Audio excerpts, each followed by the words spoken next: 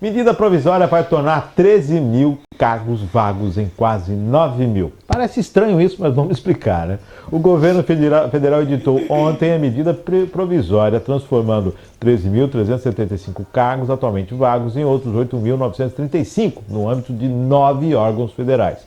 Desses cargos, mais de 2 mil devem ser transformados em cargos comissionados, a serem distribuídos de acordo com as necessidades da administração pública federal. As mudanças foram anunciadas pelo Ministério da Gestão e Inovação em Serviços Públicos. Segundo a pasta, a MP vai transformar 10.506 cargos efetivos de nível médio, que hoje estão vagos, em 6.692 cargos de nível superior. A pasta alega dificuldades para preencher vagas de nível superior, uma vez que as vagas estão todas ocupadas, enquanto, por outro lado, sobram vagas de nível médio. Exemplo dessa situação é o IBAMA, que esgotou o quantitativo de vagas de nível superior, o mesmo estando acontecendo em outros órgãos, né? De acordo com a ministra de Gestão, Esther Delic, hoje a distribuição de cargos efetivos na administração pública federal muito diferente de necessária diante do processo de transformação digital. Precisamos de servidores mais qualificados, explicou. Segundo o Ministério, a digitalização dos serviços do Estado brasileiro permite que cargos administrativos hoje vagos sejam transformados em cargos finalísticos, o que, segundo a pasta, aumenta a capacidade do governo em entregar mais serviços públicos. O Instituto Chico Mendes de Conservação da Biodiversidade, por exemplo, vai transformar 589 cargos efetivos atualmente vagos em 260. O IBAMA vai transformar 2.119 em 1.139. E o Ministério do Meio Ambiente vai reduzir 432 para 388 cargos. Também devem ter cargos transformados nos Ministérios da Saúde, da Fazenda, a Fundação Nacional do Índio e o Instituto Brasileiro de Museus, entre outros órgãos.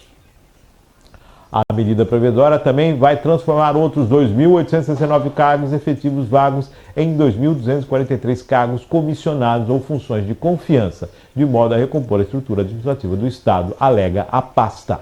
A ministra Esther Delic avalia que houve uma grande redução nos números dos cargos comissionados na esplanada dos ministérios nos últimos anos. Em 2010, os ministérios tinham à disposição cerca de 34 mil cargos, chegando a 2023 com 26 mil cargos comissionados civis de livre provimento de toda a esplanada. A medida provisória, além de transformar esses cargos, vai permitir o pagamento de reajuste de 9% das Forças de Segurança do Distrito Federal, vai criar o Programa de Enfrentamento à Fila de Previdência Social, FEPS, e ainda ampliar o prazo de contratos temporários da política indigenista de 2 para 5 anos.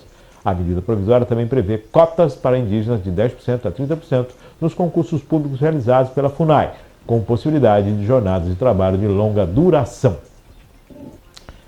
Primeiro ponto, aumentou-se o número de ministérios. Segundo ponto, quando você tira um cargo de nível médio e transforma ele em cargo de nível superior, você vai ter que fazer um acondicionamento da questão salarial, do piso salarial. Sim, e aí você vai ter menos cargos. Você não transforma 10 cargos de nível médio em 10 cargos de nível superior. Você vai ter que adequar. Esse é outro ponto. Outra questão, precisa-se de funcionários com mais qualificação, é isso que eu entendi? Quando um funcionário na iniciativa privada não tem qualificação, ele é dispensado. Ou ele se adequa, ou ele dá tchau. Exato. É básico isso. Então, eu quero entender essa recomposição. Primeiro, lógico, vai se abrir porta para os apadrinhados, para as indicações. Nada além disso. Eu concordo que existem as indicações, tudo bem, não temos como alterar isso. Isso é uma realidade que foi, que é e que será. Ponto. É necessário as indicações com condição técnica. Vai indica pessoas capacitadas para estarem exercendo a função e não viajantes. Exato. A pergunta que fica, né? Primeiro faço aqui um esclarecimento para quem nos ouve e nos assiste. Existe um princípio no direito administrativo que, aliás, norteia e baliza, fundamenta o direito administrativo, ou seja, a máquina administrativa, os serviços administrativos, eles devem ser baseados em vários princípios, mas um dos mais importantes eu trago aqui, chamado eficiência. Ou seja, o serviço administrativo, o servidor público, eles devem ser eficientes. Esse é o primeiro ponto. Então, quando você avalia uma notícia dessa, né, uma MP que vai criar mais de 13 mil cargos, é preciso? É necessário? Será que esse serviço está eficiente? Como é que tá? Porque antes de você editar uma MP e inflar ainda mais a máquina estatal, que já é gorda, já é grande, será que não é necessário fazer a tão necessária reforma administrativa? Vamos analisar esses órgãos. Precisa de tanta gente assim? Porque quando você tem a eficiência, se a eficiência for observada, me parece que não há necessidade de se inflar tanto assim a máquina administrativa, né? Então, fica aí um ponto a ser observado. Fora isso, o que se tem é que todos os cargos que foram reduzidos na gestão passada estão voltando. Não é nada além disso. O atual governo precisa apadrinhar, acomodar essas pessoas nesses cargos e, por isso, vai ser editada essa MP. Um exemplo disso é a volta do ex-deputado Jean Willis ao Brasil. Não se sabe por que voltou, mas em uma declaração do ministro das Comunicações, né, aonde o Jean Willis foi alocado, ele vai ter um cargo aqui, ele disse. E quando o repórter perguntou, mas qual cargo? O que ele vai exercer? Não sabemos ainda. Por enquanto ele está aí, alguma coisa ele vai fazer. Então, esse é o modus operandi desse atual governo. Coloca aí apadrinhado, devo favores, tenho que voltar o cabidão, deixa ele aí, entendeu? Então, esse é um exemplo. Esses cargos que serão criados nessa MP é para isso, para alocar essas pessoas. Bom, vamos lá, eu tenho uma sobrinha na Europa. Então, quando essa minha sobrinha voltar, eu vou falar, arruma um cargo para ela. Arruma um cargo. Não, ela tem direito, afinal de contas, ela está vindo. Esse retorno. retorno. Tá vindo, quer dizer, ele foi deputado, foi. Ele foi BBB, não é mais. Não tenho nada contra a pessoa. Mas não, nada contra a pessoa, mas assim, o que comum. ele vai produzir efetivamente, agregar. Qual né? a expertise Qual dele? a expertise dele? Ele vai trazer essa eficiência para o serviço público? Uma outra coisa que me chamou a atenção também, Denise, é o fato de que quando se fala em informatizzação, se fala em redução de pessoas trabalhando. Informatizou os bancos, diminuiu os caixas.